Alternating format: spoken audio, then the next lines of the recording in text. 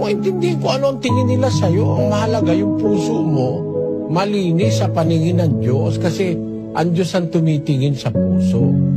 Huwag kayong mainis o masiraan ng loob kung kayo tinitingnan ng masamang tingin, ano? Merong mga tao masama kung tumingin sa kapwa.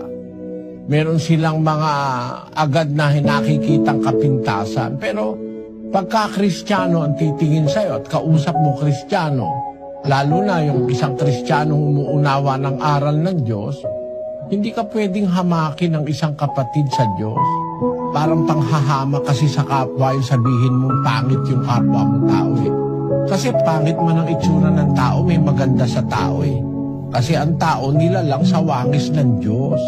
Hindi natin dapat hamakin ang tao sa kanyang itsura. Pangunahin na, tinitingnan ng Diyos sa tao yung puso.